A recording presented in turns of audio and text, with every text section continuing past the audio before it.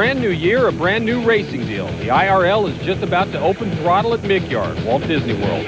Those who'll enter haven't forgotten about the folks at IndyCar. In fact, A.J. Foyt is suing them. Harry Gant will make his case at the wheel of a super truck. 56 is too young to retire. Once again, the most appealing race is out west. Featherlights go at it in winter heat. We'll name the 4 Winston Cup drivers who'll take on the world starting in Daytona. Our name is RPM Tonight. We're next.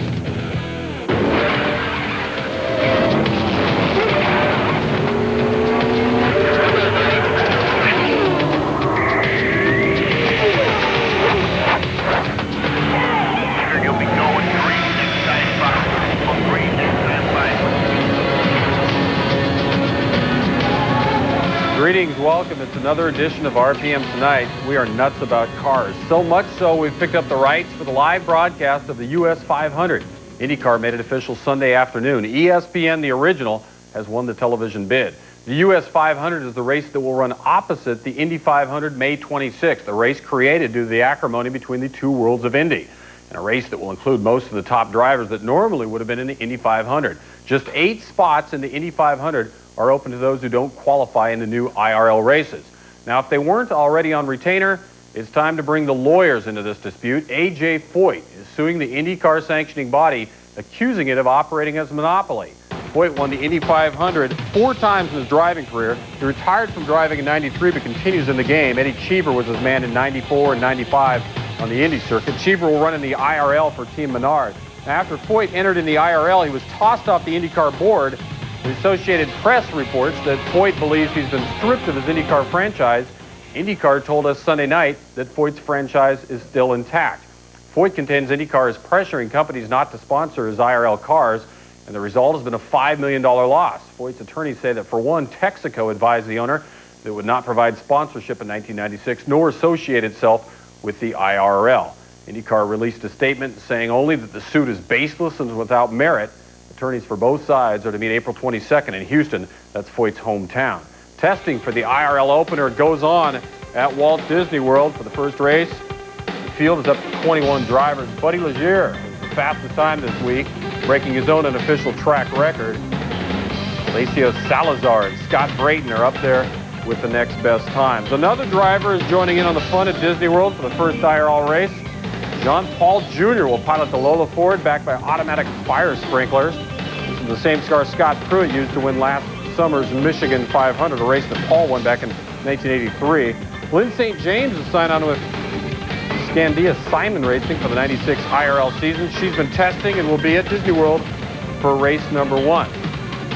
To a new driver on an old team on the old circuit, IndyCar. It's going to be confusing this year. Anyway, Alex Zanardi is on board with the Target Chip Ganassi team for 1996. Zanardi will team with Jimmy Vasser.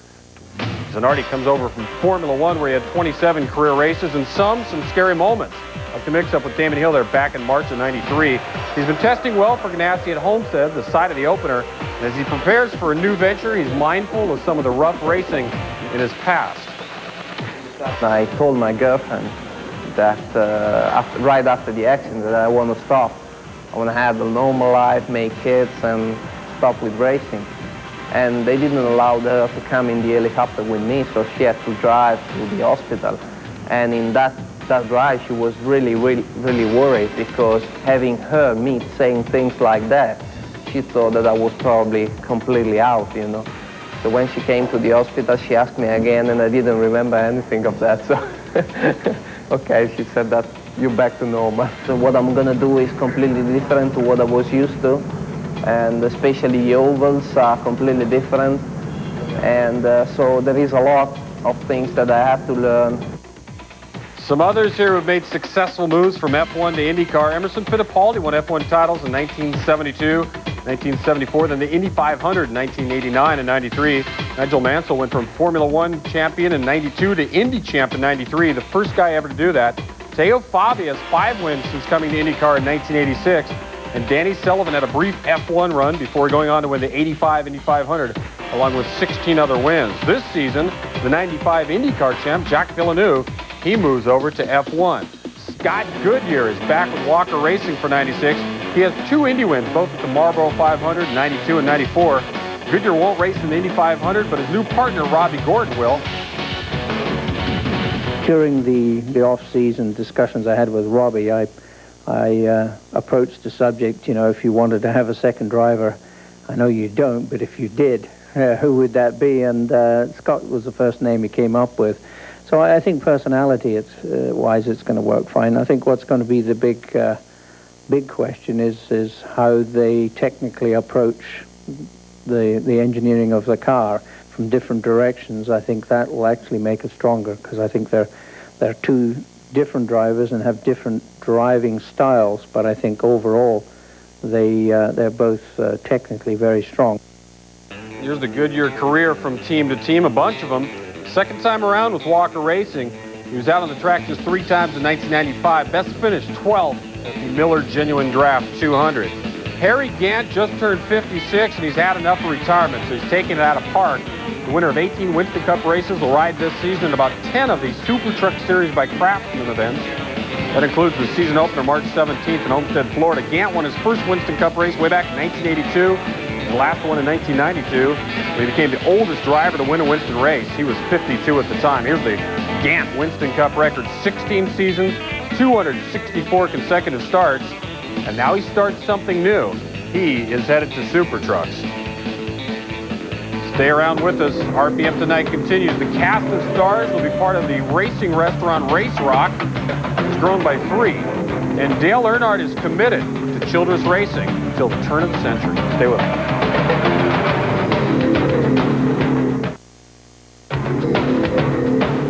RPM Tonight is being brought to you by 1-800-COLLECT, the way to save on collect calls. Last week we brought you news of how the Chevys tested out at Daytona in advance of the 1996 Winston Cup season. To the others now who hope to cut into the Chevrolet dominance of 1995 when Chevys won 21 of the 31 races. Pontiac is out with a new car. Ford owners hope the company will have a better idea. Earlier this week in Charlotte, Pontiac unveiled its new car for 1996 to very favorable reviews. This is our 8th year, actually 9th year with Pontiac. And we've had some rough time with the Pontiac. I think finally the 96 Pontiac is going to be a good race car. I think we're going to struggle qualifying. All the Pontiac teams are going to struggle qualifying Daytona and Talladega because it has a little too much drag. But I think once the race starts, the car should be able to go to the front. The front, a place the Pontiacs haven't been seen lately. Just 2 wins in 2 years. After the year we went through last year, anything is better than we had in the past. But I think that, you know, we feel like we're a top 5 team this year. Last year, it was Chevrolet with the new ride, from Lumina to Monte Carlo. The result, 21 wins in the top 3 drivers, as opposed to 1994 when Ford dominated with 20 wins. In 95, Ford fell to just 8 wins. We are the worst car out there right now, so getting a win with a Ford is going to be very tough. It's very possible, but it's going to be very tough. You know, it is clear that Ford isn't going to do a new car. And by the same token, I'll tell you something else. Ford doesn't see how to turn this thing around, you know, without getting relief from NASCAR. The Roush team complaints range from size to the shape of the box-style Ford Thunderbird. I've had more discussion in the last year over the prospect of changing the kind of race car we drive than any time, than all the other 31 years combined. We're not going to change to a Chevrolet right away, but if we had the choice of picking our body shape and could put our Ford Oval on anything that we saw, it would certainly be on something that was more rounded than the car we got. How would you like to be a reporter but couldn't have a pencil? I mean, you know, the guy sitting next to you can write his stuff down and you can't write it down. Boy, you're going to be, you know, that's not fair. You want it to be equal. Fords were out for 3 days of testing this past week at Daytona. Dale Jarrett led the way with a time of 186 miles per hour and change. Jarrett won at Daytona in 1993. He was the pole sitter last season when Sterling Marlin won his second race down there. He's probably not after Walter Mondale's job, but Dale Earnhardt has been ambassador to Japan this weekend. Earnhardt took some laps on the track at Suzuka well in advance of the exhibition race that NASCAR will run in November. NASCAR has a 3-year agreement with the Japanese. Meanwhile, Earnhardt has an agreement through the year 2000 to stick with Childress Racing. Earnhardt's previous deal with Childress was to expire after the coming season. GM Goodrich is on as the primary sponsor, too. A lot of folks seem to think once you win 7, you sort of get, you know, not wanting to win so much. But as the year went on last year, I felt like people were trying to sort of write us off, and I was just getting more fired up. We sort of put a program together. I think this year is going to even be better. I don't see no reason why we can't win championship after championship for the next several years and sign another contract after that for more. This would put us at 16 years with Jim Goodwrench, and that's a long relationship. That lasts a lot longer than most marriages, and I tell you what, you can't ask for a better partner to have than Dale Earnhardt through all those years. All right, Dale Earnhardt staying put. The menu continues to expand at Race Rock for the opening in Orlando February 7th. The motorsports theme eatery has added 3 new names to a list that already includes partners Jeff Gordon and Richard Petty, Mario Andretti, and John Force. Drag racing lesson Don Prudhomme is in. He won 49 NHRA events. And motorcycle stud Scott Parker, who has won more flat track events than any other, is in on Race Rock. And so is the king of Winston Cup short tracks, Rusty Wallace.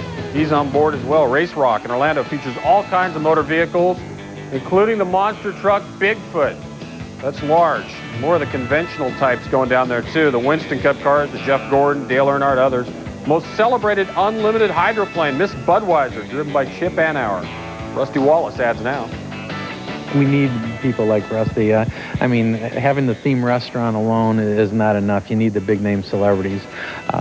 He went to our original Race Rock in 1992, and he showed up to do autographs, and you thought the Messiah had come. They can actually see what the car looks like. They can actually see a real engine, what an engine looks like. They can see the driver's helmet, the uniforms, what they look like, photographs. They can see the pieces and parts up close and understand, oh, that's what it looks like. You know, on television, you really can't see what it is, but, man, it's right in front of me.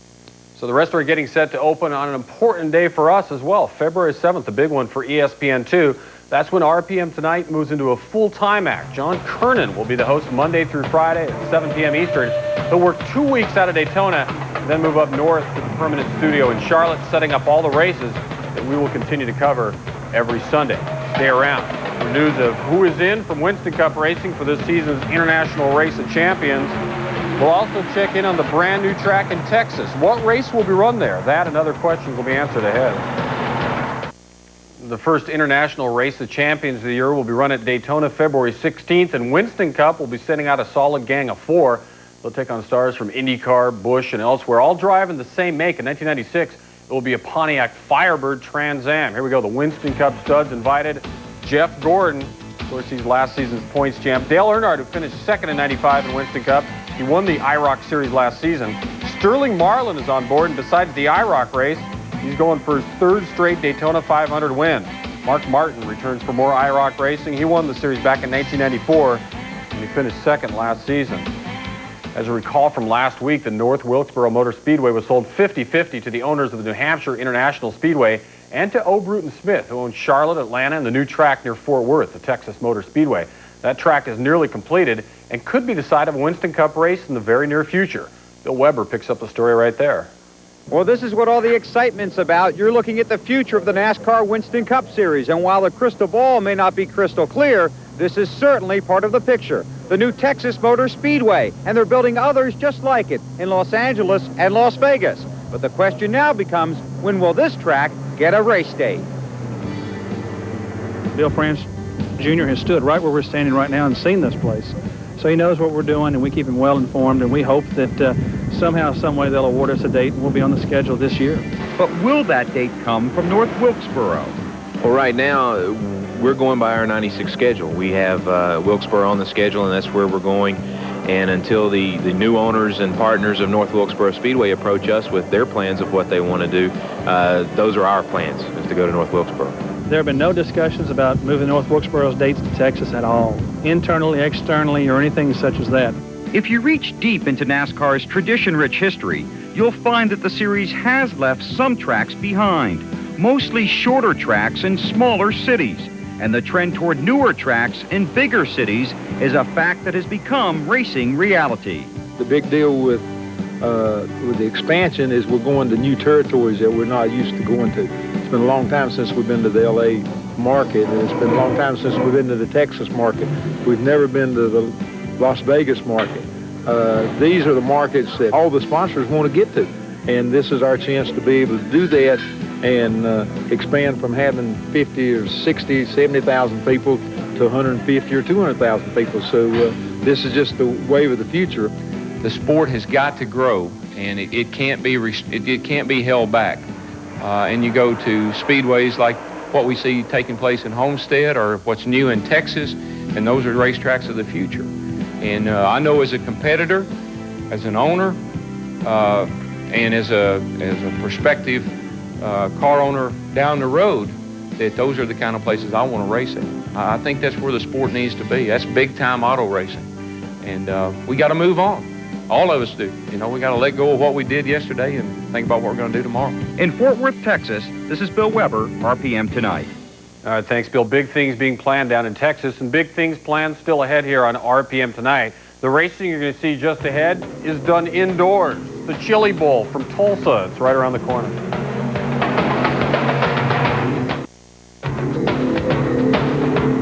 RPM Tonight is being brought to you by Network MCI. How to get modern communications technology working for your business.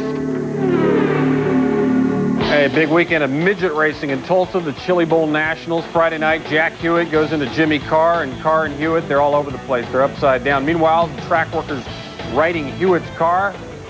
Got ourselves a fire. Both drivers okay, fortunately.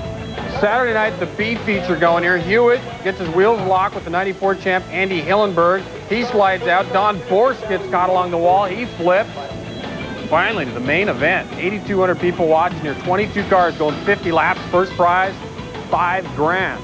First 7 laps, it's pole sitter Billy Pouch in the red 2 car, commanding lead. But on lap 8, he runs into big problems. Cuts his right rear tire during a caution. He is forced to head over to the pits. And then it was the pits. He ends up finishing last in this race. Lap 44, Sammy Swindell. He's in the white #1 car, grabbing control of the lead to the final turn, and down the stretch they come. Swindell, his 3rd Chili Bowl title. You know, it just kept getting better and better the more we ran. The car I was a little worried about the guys. I tried to run a little too hard the first couple of laps, and I lost the ground. And you know, after that, I settled down and ran a pretty good line, and I ran it in here, looked back. I couldn't believe how far ahead I was. All right, Sammy's the top man in Chili Bowl. NASCAR notes here. Kenny Wallace, little brother of Rusty. He's Penske's man for 3 reasons this season. Team up with Rusty and his brother Mike for the Winston Cup. He'll also drive in the Super Truck events. And he'll be at the wheel in a dozen Busch Grand National events. A lot of action for him. Winston Cup owner Bud Moore as a test driver is Wally Dallenbach Jr. Still looking for a main sponsor, though. Bud's son Greg says we're in great shape car-wise, engine-wise. Just need to know what color to paint the car. The Busch Grand National season's open up Daytona February 17th. The drivers are getting ready in preparation. Jeff Green came away with the fastest time on opening day of testing, driving a Chevy owned by Dale Earnhardt. We mentioned earlier that Dale Jarrett had the best Ford time in the Winston cars. He was 2nd best in these Busch runs. Second group led by Jason Keller, and Chad Little, he was out there too in 95. He was the runner-up to Johnny Benson on Busch. We are out of time here. Thanks for being with us this time on RPM Tonight.